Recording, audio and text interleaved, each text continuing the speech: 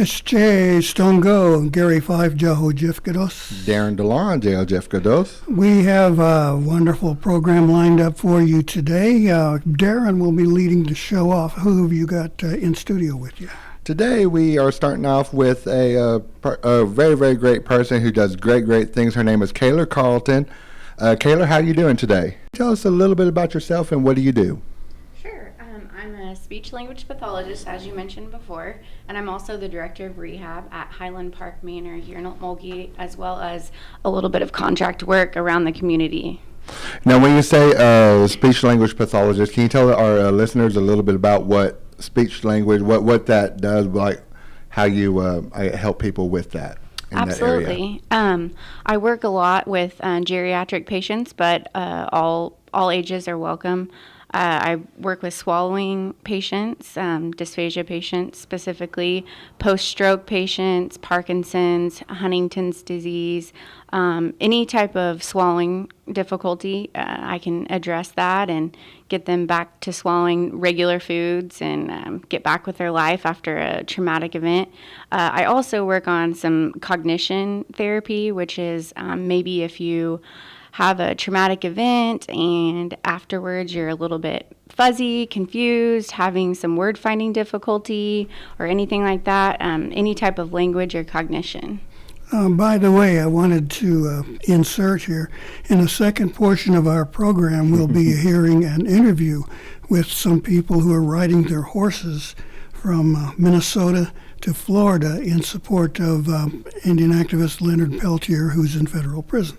So back to Darren. Sorry about that, Gary. I apologize. I just jumped right into that. So that's all right. My apologies, Gary. I like enthusiasm. Okay, Kayla. So with speech, with me, occasionally, it's just not it's just not about just like trying to get somebody to just talk again. There's other areas of speech pathology. Right, you're right. With now, you're also saying that you're the director of rehab or rehabilitation. Yes, sir. What does that what does that come with it? When there's all different types of rehab. So can you tell us about what areas that you all cover? Absolutely. We have a full-time physical therapist, so of course addressing like lower extremity strengthening, walking, just rehabbing patients in general kind of that are deconditioned after a hospitalization. And then we also have occupational therapy, which is a type of therapy that works on getting them back to be able to perform self-care tasks, like brushing their teeth, washing their face, after a traumatic event as well. And then, of course, as I mentioned before, we have speech. We also have modalities, which is neuromuscular reeducation, meaning if the brain is damaged, we can use specific machines to kind of rehabilitate those muscles and get them back, back to functioning again. That way, if someone maybe has a stroke and they're paralyzed, we can kind of get those muscles back to communicating with the brain again. You never really think about all that until like something traumatic or something like that would happen. I mean, something as simple as brushing your teeth, combing your hair. Fortunately, I don't have to do all the combing the hair part. I'm happy about that. But the brushing teeth, yeah, that's another story. But, I mean, it's just little things like that you think about that. I mean, if that was taken away from you. So with those types of rehabilitation therapy, like say for instance, we're just talking an average patient. How long could like one of those go? Like how many sessions could it take for maybe someone to be able to do all that again? It kind of just depends on a lot of different factors, but I've seen people make progress within, the first couple weeks. I've also seen people continue to make progress years after their CVA. So it kind of just depends on a lot of different factors. With that, a lot of those, with those issues, I mean, we know it's a physical thing, but could it also be a mental thing too? Could that be like a mental block, just like stopping them? Absolutely. They're afraid of failure, I guess. Yes, yes, absolutely. Of course, family support is big. We, at Highland and other places around the community, we try to focus on, as much family support as possible, encouraging them to be a part of their treatment sessions. So that way, when they do get home, they know, what they can do to encourage them to get better. Keeping a positive spirit, positive attitude, that's a big, definitely a big plays a big role in their success. We talk about with these types of rehabilitation therapies. Every time I hear something, and Gary, you might might have heard this too. I mean, we always hear to be able to go get these therapy sessions taken care of. You might have to go to like a big town, and for us, I mean, that's always Tulsa. That is intimidating. Just the thoughts.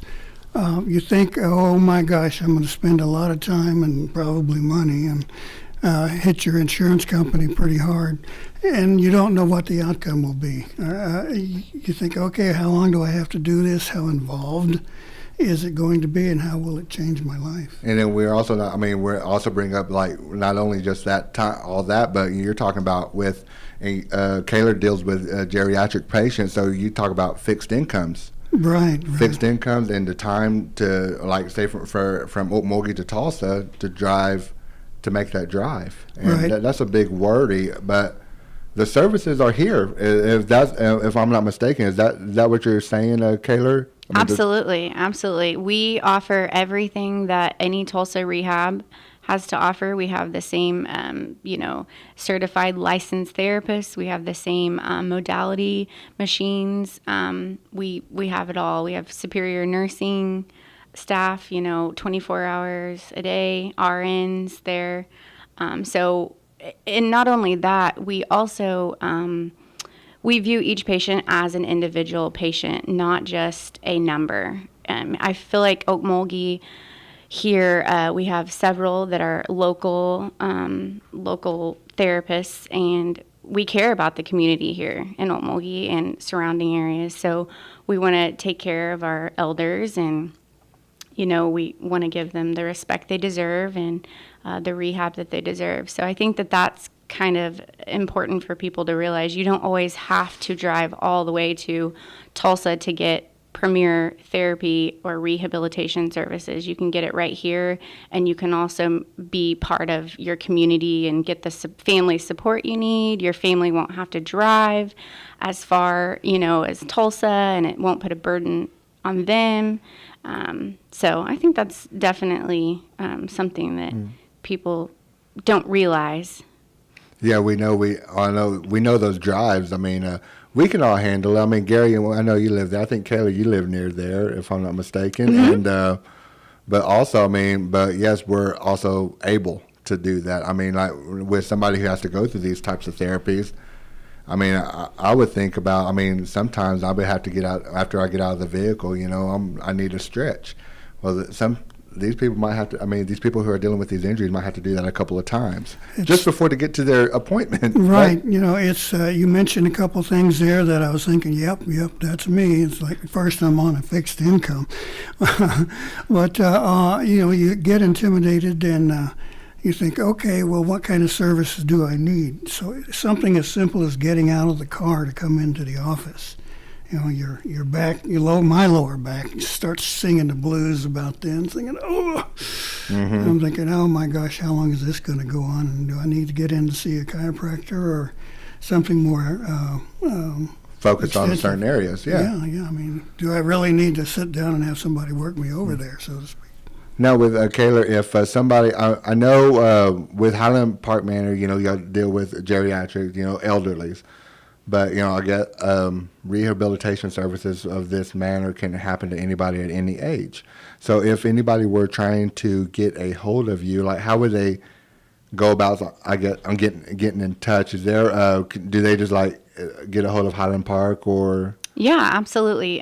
We have the ability to admit patients for a shorter stay, and also offer them rehab depending on their insurance. They can just call Highland Park and ask for the admissions coordinator, or you can always ask for me. we have, and then there's a couple other rehab options in town, but I definitely would say local. I would encourage people to look local before traveling and looking elsewhere. I think if I'm not mistaken, that number is 918-756-5611. I Yes, think that sir. is correct. I think we went over that one time. So I just wanted to double check and just make sure that was right. So, but the services are here. I mean, here in Okmulgee for our community members right there. I mean, just so people won't freak out and think that they have to drive to Tulsa. I mean, the services are here if you can just look for them. And I know it's hard, especially if you're dealing with a family member who has these type of injuries, but the services are here, and we have somebody who has that proof right there. She's speaking to us. And Absolutely. Caleb, one more thing before we go, and I'm gonna have Gary ask a question. Yeah, I'm sorry. I'm always curious as I get older, what point am I going to need some stuff like this? But I've always been a bit in the dark about what the services actually are. Hands-on, does the guy come give you a rub down or a massage, or put you on some kind of rack and stretch your bones, or Yeah, there's obviously different types of therapy, but with our trained licensed therapists, they are, they have a lot of experience with geriatric patients, so they kind of tailor it to the individual need. So if there's, a high pain, then they do a little bit less manual therapy, more of, some strengthening exercises, maybe even teaching you how to complete these exercises on your own, so that way you can do it to your tolerance. That way you don't overdo it, because these patients, geriatric patients, are they're not going to be the same as us and my age, and they're not going to be able to do as much, so they tailor it to their individual needs. So there's exercises, there's machines, like I had mentioned, that kind of help strengthen your muscles without you even having to do anything. There's pain modalities that kind of help with blood flow and to the different areas that are inflamed. So there's a lot of different options, and it's just kind of tailors to your individual needs and your specific injury. One thing I'd seen was the use of a swimming pool, getting a patient into water to work those muscles or whatever else. What's that all about? Yes, absolutely. I think the main goal there is a little bit less jarring on the joints, I would say. They say that like running is, hard on your joints, hard on your just overall body, so they recommend walking. Well, it's kind of the same deal. Swimming allows you to move your muscles and get those strengthened with the resistance from the water, but it also doesn't jar your body, like, repeating down on the ground, and, it's not as vigorous, but it's still strengthening. So that's kind of the option there, the difference there. And that's definitely beneficial and has proven beneficial in the past. Take notes, Gary. Water aerobics.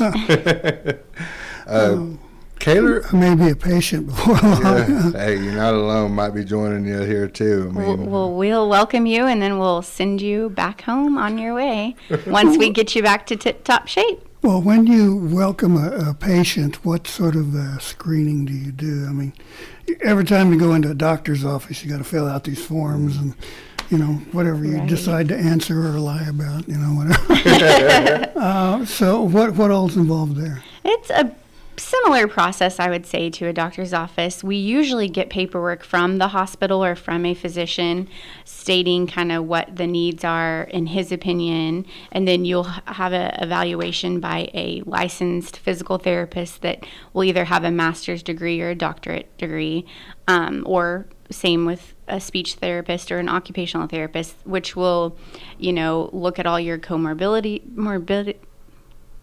your diagnoses and determine what your plan of care should entail, what you would benefit from, what you wouldn't benefit from, and kind of go from there, tailor it to your specific needs.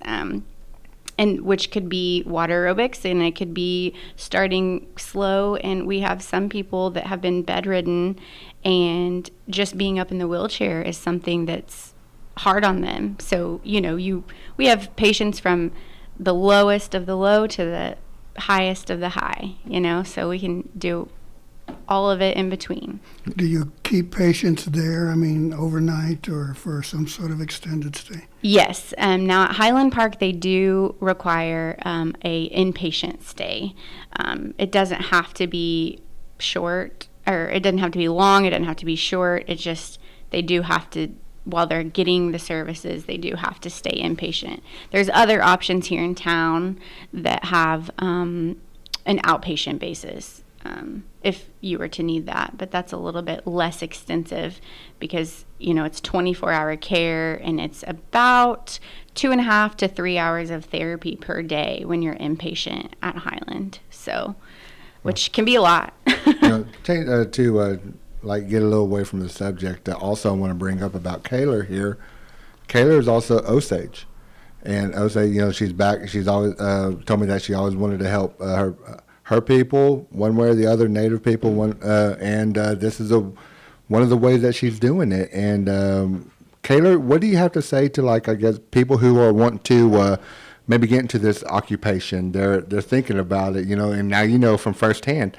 What is the experience like getting ready for something like this? Well, I would definitely encourage anyone and everyone that, the sky's the limit, and don't ever stop trying to reach your goals. When I first started my journey, I didn't even realize that to be a speech pathologist, you had to obtain a master's degree. So I got to be in my 3rd year of college, and then I was like, wait a minute, I have 4 more years to go. I didn't think that this was, possible, but now here I am. I have a master's degree, and I'm the director of rehab, and I'm trying to give back to my people and community. And so I would encourage all students, the sky's the limit. Don't think that, you can't achieve what you want to achieve. I would encourage any student that is interested in any type of therapy services, they're more than welcome to come by Highland Park, and you can observe, you can ask us questions. We can kind of give you ideas of how to get accepted into the programs, where to look, what facilities and what universities offer the programs, because there's a lot of different avenues to go in therapy, not just with geriatrics. And in order to get a hold of you again, I want to bring up that number one more time. It's 918-756-5611. Yes, Kayla, I want to thank you very much for being on the show today. Thank you for giving us a lot of great information. So thank you again, Kayla. Thank you for having me. We're going to take a short break here on Mvskoke Radio. We're going to be coming back with one of our other reporters, Kevin Barnett. So please stay tuned. You're listening to Mvskoke Radio. Red Stick Gallery in Okmulgee, Oklahoma features items handmade or designed by Mvskoke Creek Enrolled citizens from all over. Owned by the Mvskoke Creek Nation, the gallery proudly sells ribbons, skirts, and vests, Southeastern designed clothing, jewelry, prints, and many other items. For more information, visit www.creeknationgiftshop.com. Red Stick Gallery, located 105 South Grand Avenue in historic downtown Okmulgee.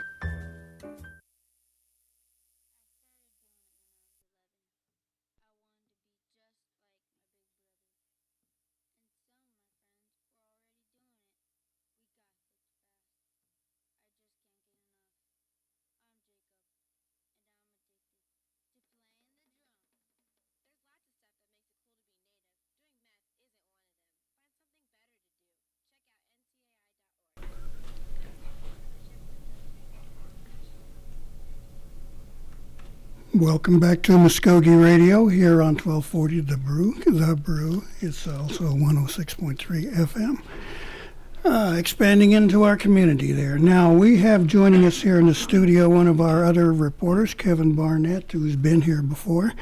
Welcome, Kevin. Appreciate you making time for us. Thanks for having me, Gary.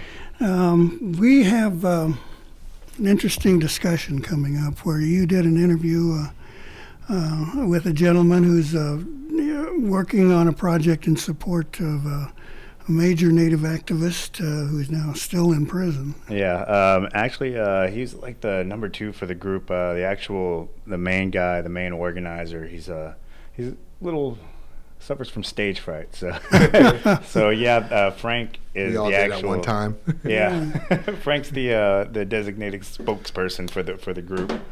I heard about this. The group. The actual organizer, he's real active in the. If you're familiar with the 38+2 Mankato ride, it goes from South Dakota to Mankato, Minnesota, and that's just to commemorate one of the largest mass executions. It was a mass hanging of 38. I believe they were Sioux. Yeah, they were Lakotas, and they were hung on the day Abraham Lincoln was inaugurated. Yeah.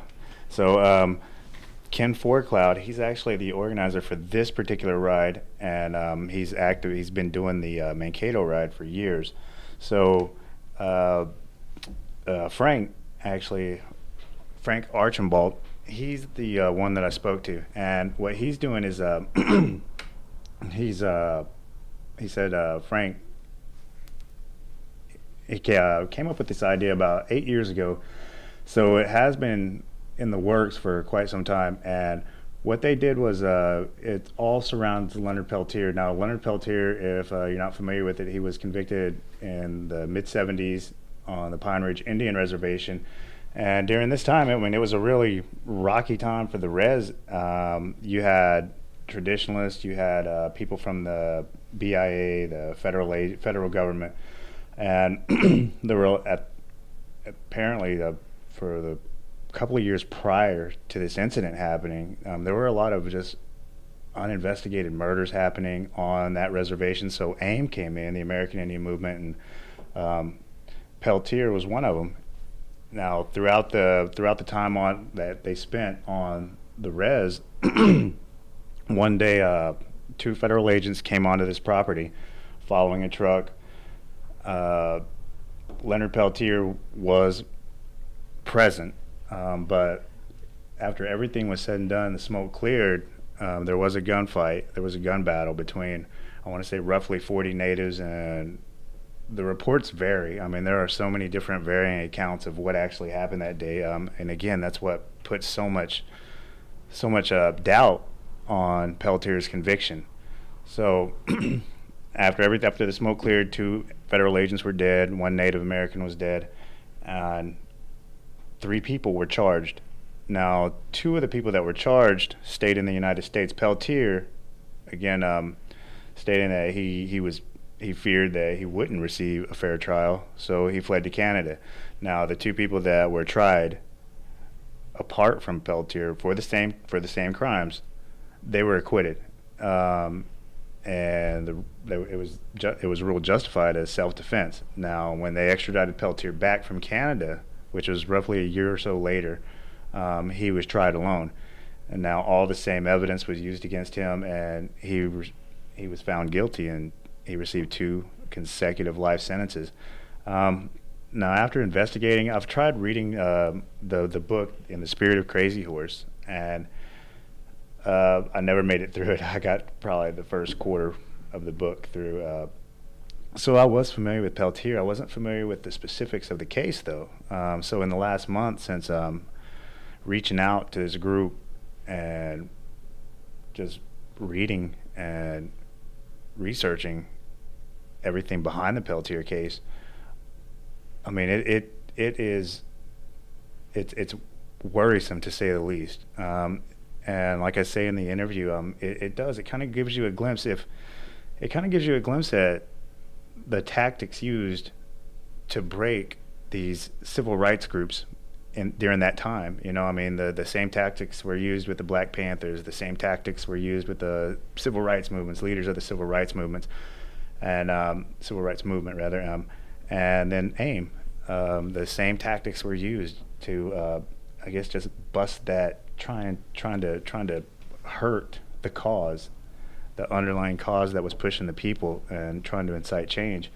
So Peltier's been locked up for 40-something years, and a lot of evidence has come to light, and a lot of people, even one of the prosecutors in one of his appeals came forward and said, had this been tried in today's court, he wouldn't have been convicted. Like 100%, he knows that Peltier would not have been convicted in the courts of today. So I reached out to this group, and they've been on the road for about a month now, and it's roughly a 2-month-long journey from Mankato to Coleman, Florida, where Peltier is now being housed. And so for the last month, they've been trotting along, I think, roughly 30 to 40 miles a day. That's what they've been covering. And what really attracted me to this cause was, and what's unique about it is they also have another, a lady that's helping out. Her name's Julia Fike. That's actually how this whole thing got coordinated. I reached out to her, but she is back in South Dakota, and she's she's the one monitoring the Facebook page, their GoFundMe accounts. She's the one that's, with the money being raised, she's forwarding it to them to help out with expenses during this ride. But every morning, Julia posts something about the riders, a couple of pictures, and tells where they're at. They've posted their route for the 2-month-long ride. They posted it online, there's an open invitation. If you want to come, walk with them for a day, walk with them for a week, or walk with them all the way to Coleman, you're more than welcome to. Right now, they're at the core, there's 5 riders that left South Dakota and I believe they just entered Alabama yesterday or the day before. Okay, well, why don't we give your interview a listen here?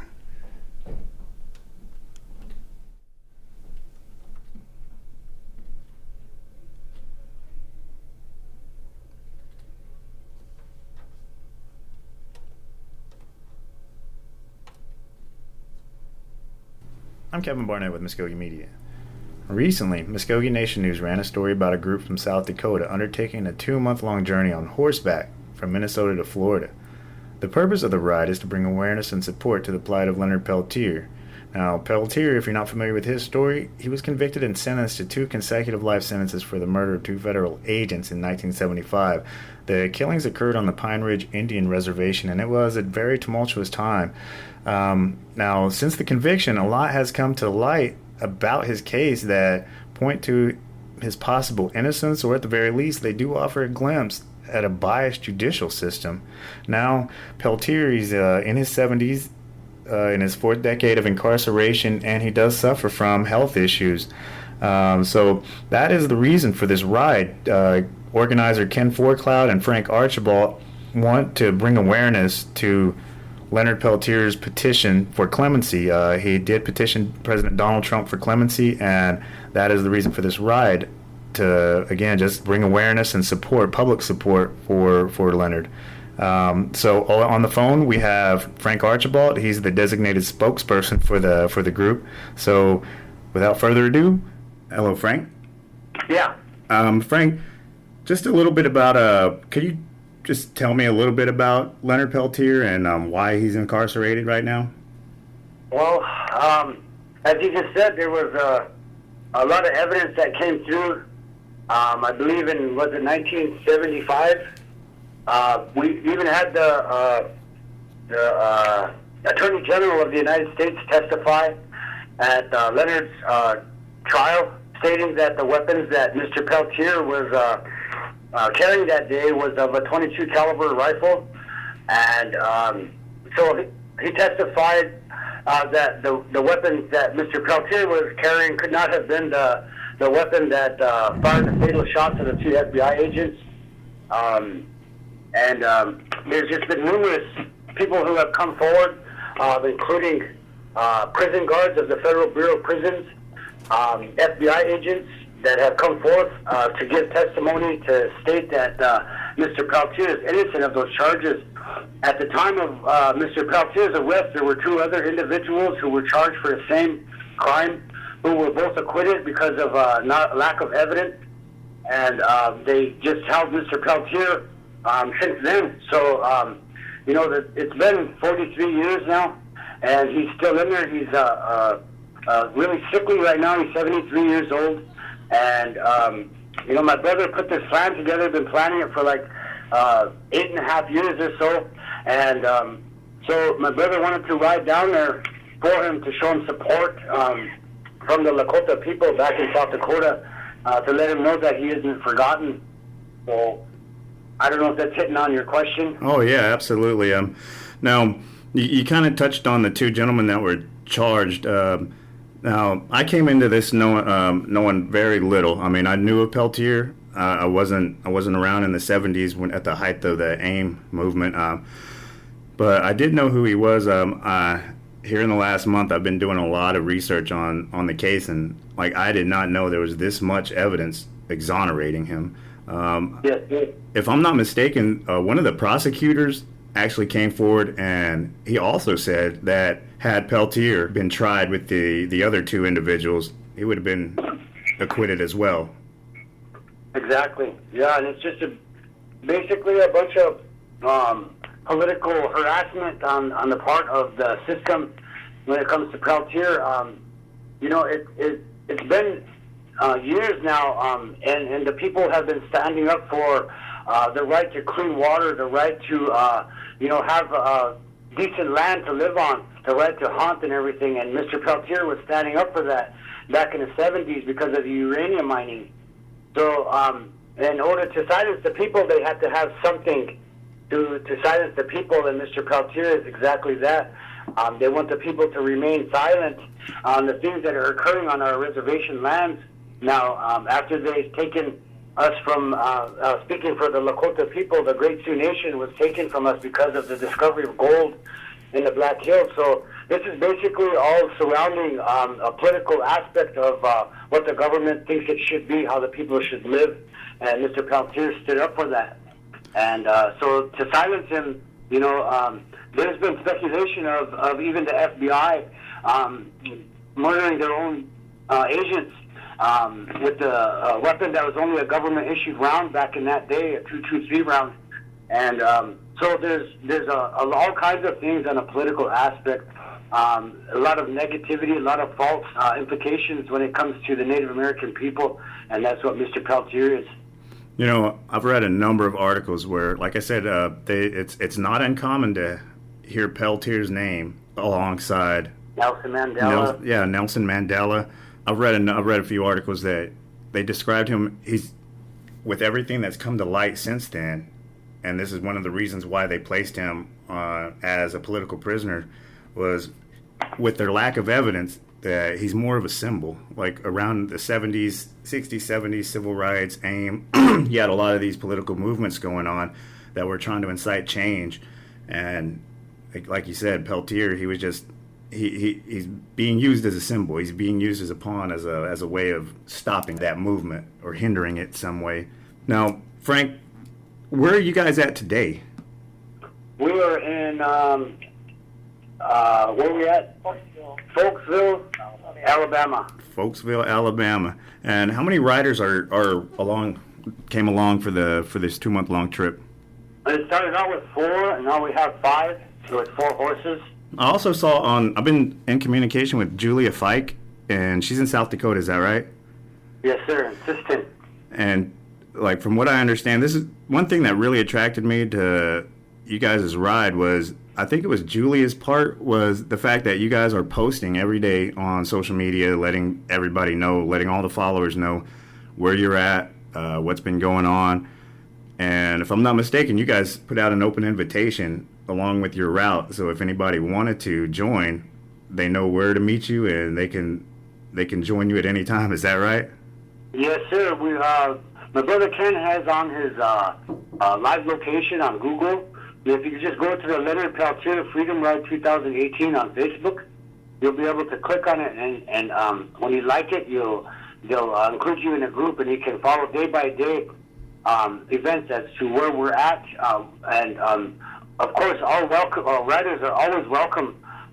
It's been just the 4 horses, and they're pretty, they're pretty exhausted. There's been some, just so that the people know, very dangerous situations around the roadways.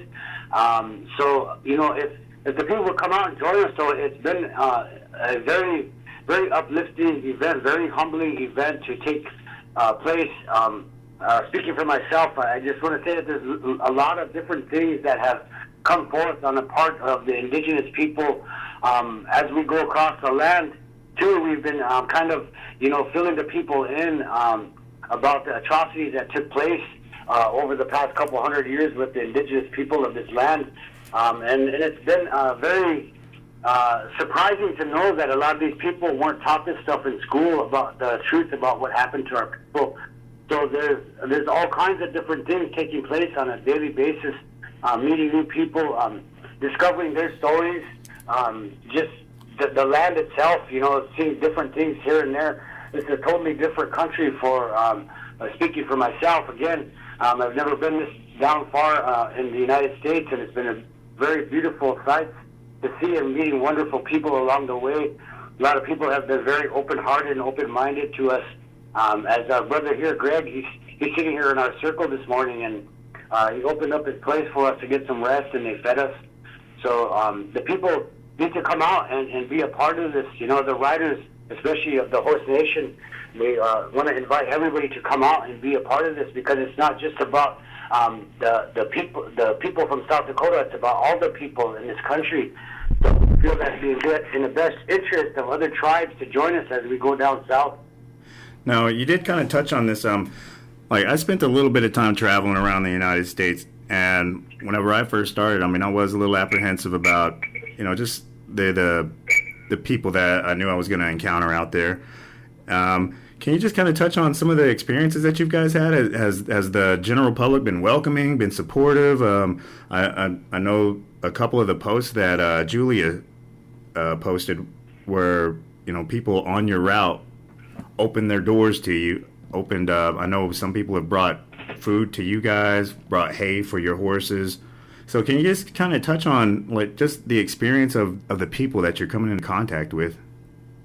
Yeah, leaving South Dakota, it was, I felt like I always had to be on guard, because in the Dakotas we still get treated very, very mean when it comes to the Caucasian people up there. We still have a lot of racism going on in the Dakotas. So, but as we journeyed in from Minnesota all the way down, we've ran into nothing but open-hearted people, very kind people, helping us with what we needed: hay, grain for the horses, water, food, feeding us, sending us with food down the road.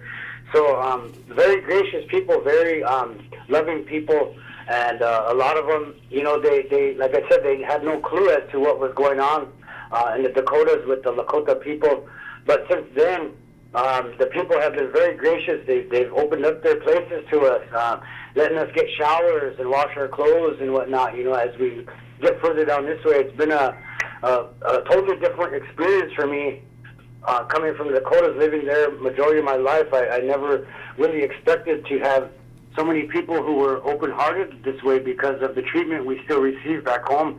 And we've only had one minor incident where a guy, I think it was in Minnesota, right, or Iowa. We had some younger riders with us, and we had a guy try to sig his dog on a rider. But that was the only negative incident that we had since then. But we just want to send a shout-out to all the people from Minnesota, Iowa, Illinois, Kentucky, Tennessee, and now we are in Alabama. Again, we've been invited to some brothers and sisters here of the Choctaw and Cherokee nations. And we're sitting here with the young gentleman here, very respectful people, very open-hearted. So much to talk about. I wish we could stay longer, but we've got to get on down the road. But we run into this a lot on this ride. There's just so much to share with the people on this ride. So it's been kind of difficult to leave a couple of places, but because the people are so loving and caring towards our cause. So it's been an experience, for myself, speaking about the difference between the Dakotas and further south. That is awesome. I'm glad you guys aren't having any negative experiences, and I'm glad the population is coming out and supporting your cause. And now that kind of pushes us over to the application for clemency. I know you guys are about the midway point right now, roughly, maybe a little past your halfway point to Florida. Has there been any word, any kind of indication on whether or not President Donald Trump is going to grant clemency? Has there been any kind of? Have you heard anything back about the initiative? No, as of right now, it's just a lot of hope and prayer that we can convince Mr. Trump to let our brother go home. But that's basically, we haven't heard anything about what his decision may be. But we're, like I said, it's just a lot of hope and prayer that they'll let him go home.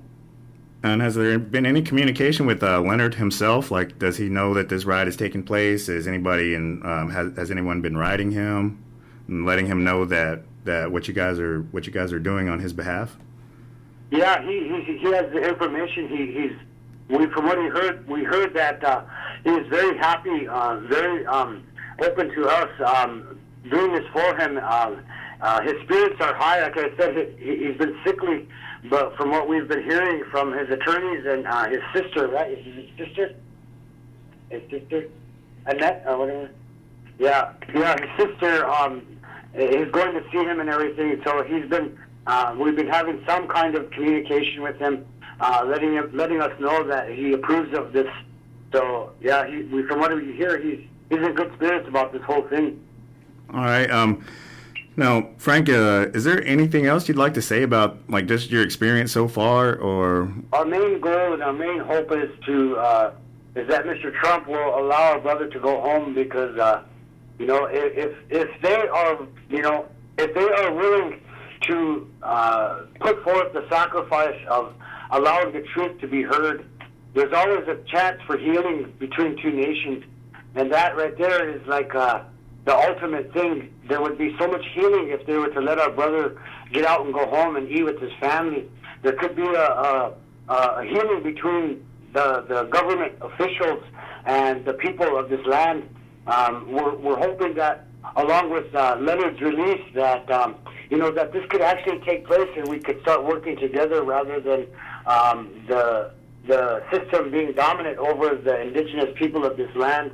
We're hoping that there could be forgiveness, and then we can move on together, try to fix a lot of the stuff that's been taking place, like our educational system.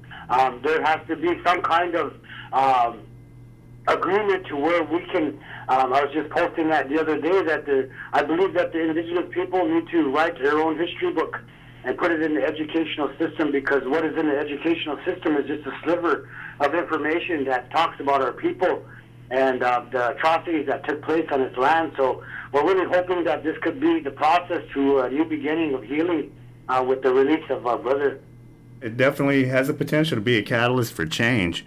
Now, Frank, like I mentioned earlier at the beginning of the interview, I am with the Mvskoke Creek Nation. I believe we have somewhere in between 80,000 and 90,000 members in our tribe.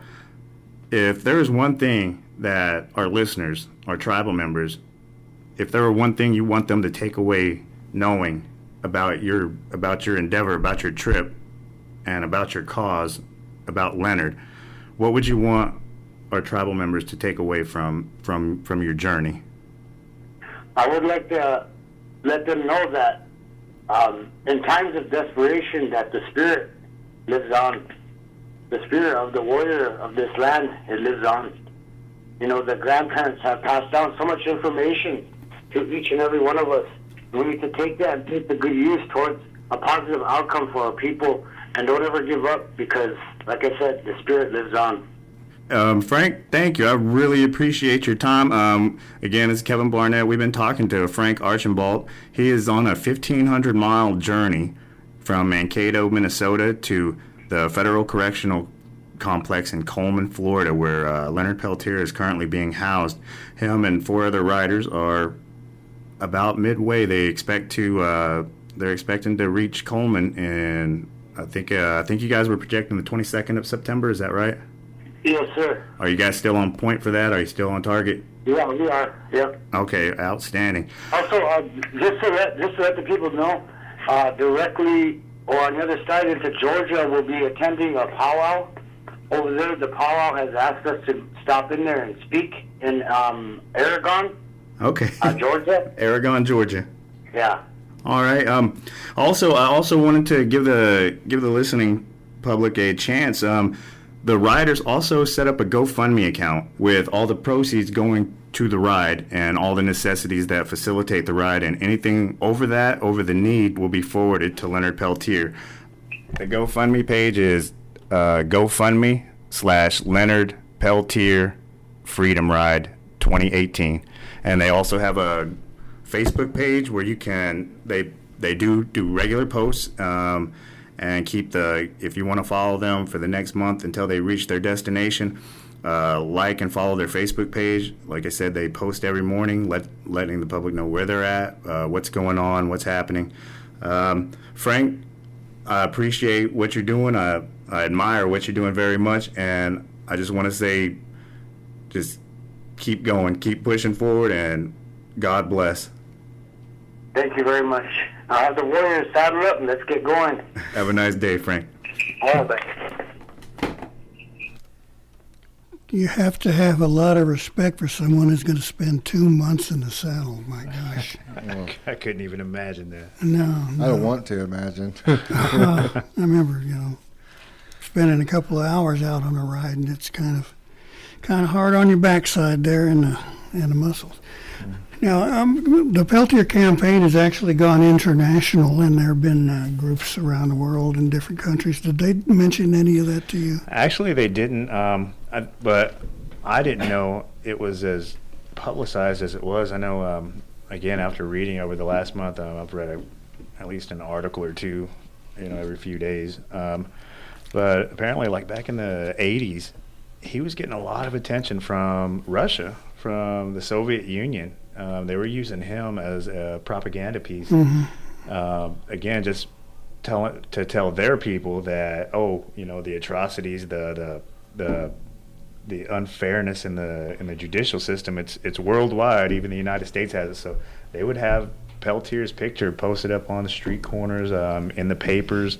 He was mentioned quite a bit. They also actually offered him political asylum in the 80s, and one of the interviews that I saw, he was willing to accept it. I mean, why not? You're not getting treated fairly here. Why not go somewhere else? And that kind of pushes it over to how he's been.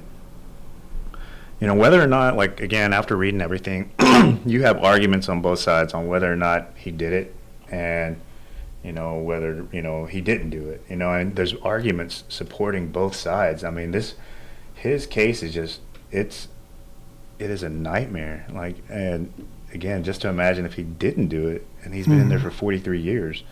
But if you do some research on it, I mean, there are so many inconsistencies that got him prosecuted and got him convicted. That, like I said, he's been compared to Nelson Mandela.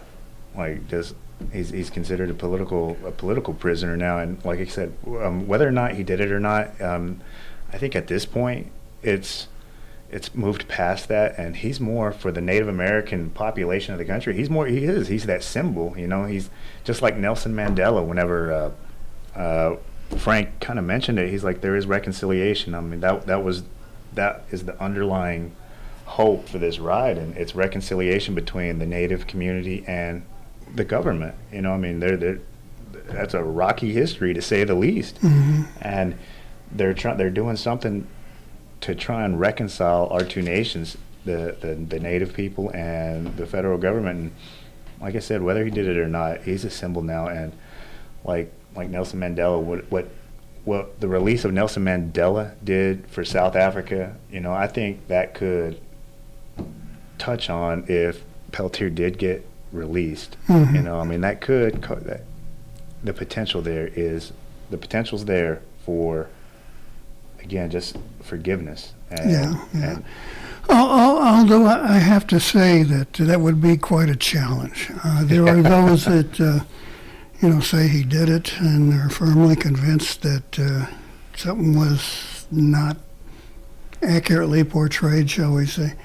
I've read some on the case too, and my first impression was this case was a sham. They just railroaded him.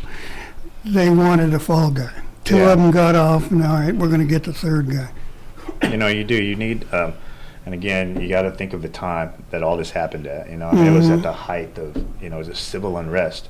So, the government at the time, they had their hands full. It doesn't justify it at all, by no means. But that's one of them things where if you're in that situation, do the ends justify the means? And I think at the time, in the time that this was all taking place, the powers that be decided that it justifies the end does justify the means. So. It was at a time when AIM got called in. There was a huge divide on the reservation, on the Oglala reservation.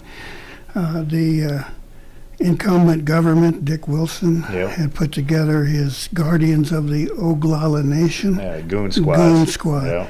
And word was that the federal government were arming these guys with like AR-15s, and I think that was that's another one of the things that is one of the inconsistencies about his conviction is I know Frank touched on it. It was the ammunition used to kill the FBI agents don't match the rifle that Peltier was known to have been carrying that day. Mm-hmm. So again, and if I'm not mistaken, the car that the FBI agents were hiding behind, there were over 100 bullet holes in that car. So, out of all that chaos and pandemonium that was happening that day, to point out to grab one person and say definitively that he is the one that pulled the trigger that killed these two guys, it's ridiculous to think that you could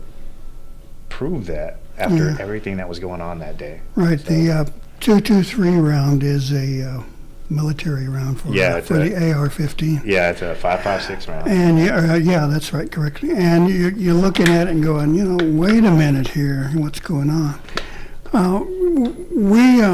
I've had a chance to run into kind of both sides of this story in the course of my career. And I was at a major Native convention, and the FBI was actually there to recruit. And they had a couple of Pueblo guys who were agents. And, I did the thing about them being there to recruit and this sort of thing. And very gingerly stepped away from the Peltier case. But I finally had to ask him, what do you guys think? And I think I put them in a situation, if they really spoke out, they might be getting their tails in a jam. But with some assurance, both of them said, well, Leonard Peltier is a convicted murderer. And left it at that. It is. It's a touchy issue. Even 40 years later, it's a touchy issue. Now, again, your average person out on the street's not going to know who Leonard Peltier is. Mm-hmm. But within the Native community, again, that's one of them divisive issues. Yeah, if you're Native and you think that he did it, then that's like blasphemy. Let me ask you, Darren. You're kind of from a different generation than myself. Was Peltier's case kind of something you guys knew about or were concerned about? I did know about it. I did read up on it. It was, I won't say it didn't hit me as hard as the people who lived there in that area and the generations that followed that, But I did hear it. I did read about it. And of course we didn't read about that in school. You kind of had to read about it on your own. I don't think I heard about Leonard Peltier until I was in my early 20s in the Army. Yeah. Somebody gave me that book, In the Spirit of Crazy Horse. And that's what we would like to see. But a lot of people I know in our age area, they didn't know a thing about it. All they did was they would just say free Leonard Peltier, but didn't have a clue about what was going on, why they were saying it. That's what a lot of people who want to call themselves activists, and I'm really putting the quotation marks, they won't go into the detail on, or they just don't want to do their homework on why. What are they supporting? Who are they supporting? And or why can't they just tell the history about it? No, they just want to do it because they think it's a good idea. Yeah, That's the native thing to do. Yeah. Well, let's leave it at that, guys. Yeah. I'm sure people have their own thoughts. We have a few announcements we'd like to share here, so why don't you guys go at it there? I'll go ahead and start it off. I do have one extra one I want to throw in. Benefit for Isaiah Proctor. Indian Taco is $8. It's going to be Friday, September 7th at the Mvskoke Creek Nation Reintegration Campus. It'll be from 11 to 3. Isaiah was recently diagnosed with B-cell leukemia. He's now receiving treatment at St. Jude's Children's Hospital, so our prayers are with Isaiah Proctor. There's numerous numbers to call. I'm just going to give you just one number right now for deliveries of 6 or more. It'll be 918-549-2620. The Mvskoke Nation Youth Council is celebrating Grandparents' Day. They're inviting Mvskoke elders to their Movie with the Elders event. It's September 8th at 2 p.m. at the College of the Mvskoke Nation. Okmulgee Elderly Housing Community residents, they can get a ride by calling 918-549-2557, and the movie will be Smoke Signals. Nice. Yeah, good flick. Next one, Mvskoke Youth Wellness Days. We're coming up on the last two on August 29th at the Okemah Indian Community Center and August 30th at the Coweta Indian Community Center. All sign-ups will be from 4:30 to 6 in the afternoon and evening. For more information on that, please contact 918-549-2557.